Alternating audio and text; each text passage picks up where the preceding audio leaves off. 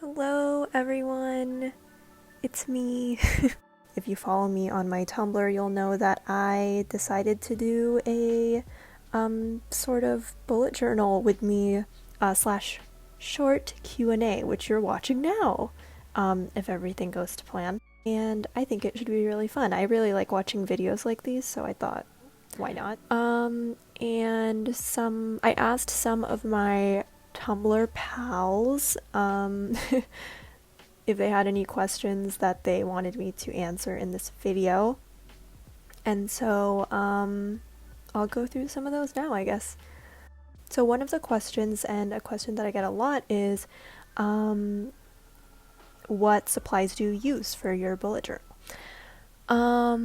In terms of supplies, I don't use much. If you've been following me for a while, you know that my favorite pen and the only pen I will only use, the only pen I will ever use in my life is the Pilot G2 0.5 pen.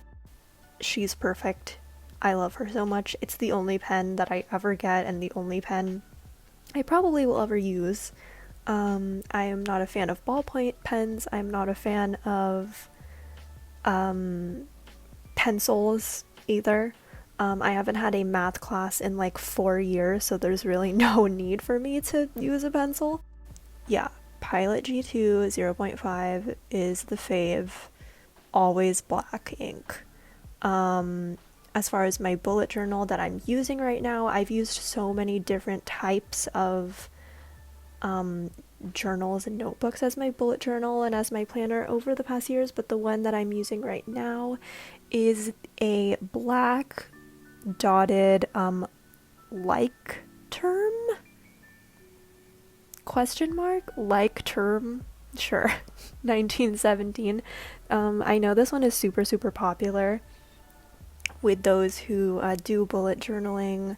I've seen a lot of people use it. Honestly, this would not be my first choice just because the pages are like a little more yellow than I'd like, and they're a bit see-through as well, but like for a birthday that I had, one of my cousins got me this journal, and I didn't want to waste it, you know. It's like a nice, good quality leather-bound journal, so I decided to just use it, and I've been using it probably for the past year, I'd say.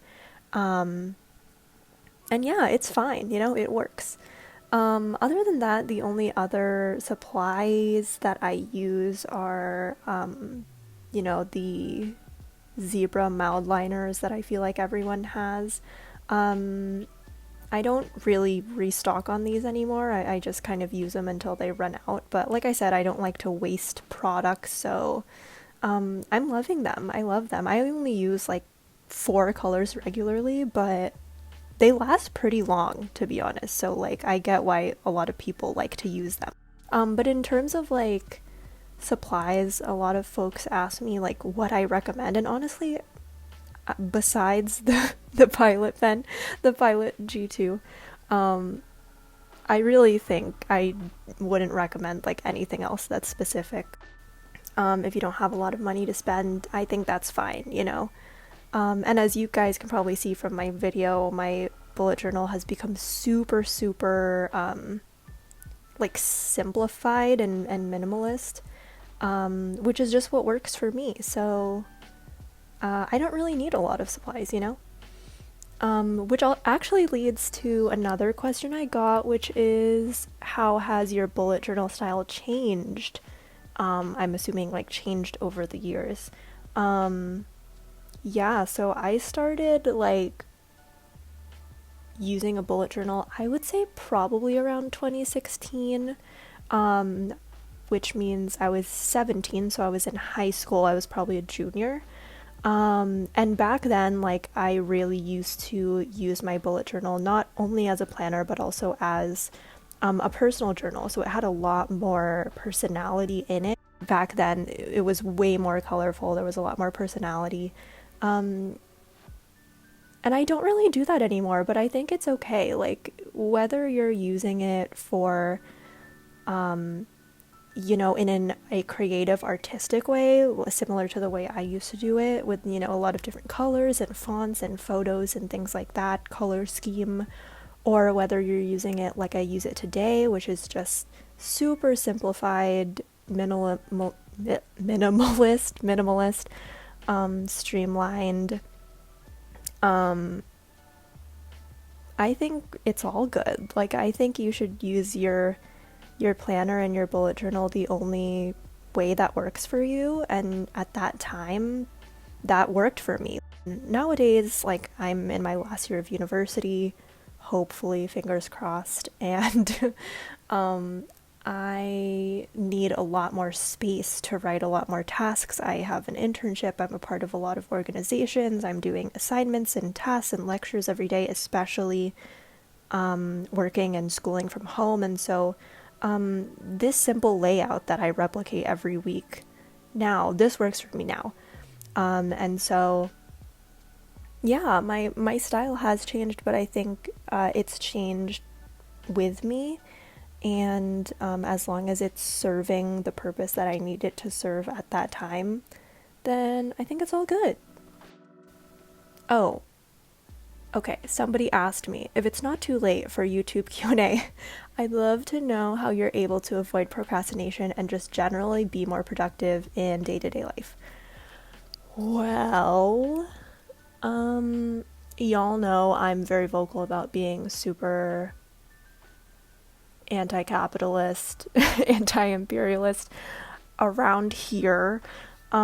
So as a person who has, been on the study blur, study community part of the internet for years now, like, now that I think about it, years. My relationship with productivity has really changed, and that's due to a lot of things. That's due to just like growth as like a human being, especially because I started doing this stuff when I was in high school. I was a teenager, and now I'm 21 and I'm in university and I'm getting ready to graduate. It's due to just age, but it's also due to education. It's due to the power a global pandemic can have on your mental health and the way that you see yourself in the world. And so, I could spend an entire week talking to people about how productivity is just a myth created by capitalism to further like oppress us. And, you know, I could do that, but I don't feel like doing that right now. So what I will say is that if there's anything I've learned over the past year with the year we've had, it's that you need to just take the time to be mindful, and at the end of the day, know that you did everything you could, and that your worth is not determined by how much work that you did that day. Work in any meaning, any way that you define work. You deserve to rest. Rest is a revolutionary act. Without you resting up, without you taking care of yourself, you will not be able to fight for yourself and for your community and for the world at large. We need you to have rest. And so in terms of being more productive, I don't have any tips for that because I just don't like vibe with that idea.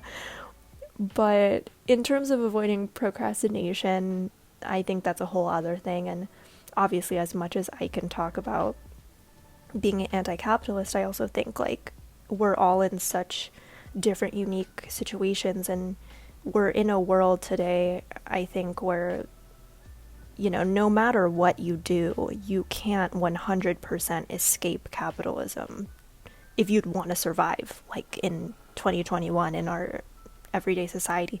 I just think it's kind of impossible. I think you have to participate in it in some way.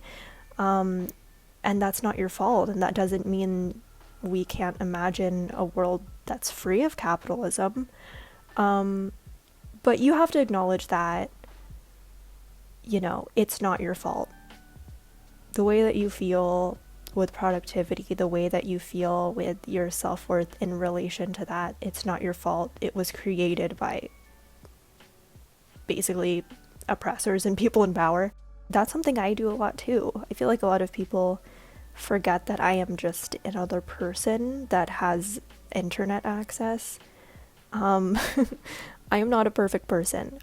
Just because you see all this stuff in my bullet journal doesn't mean that I don't struggle with organization, and I don't struggle with getting things done.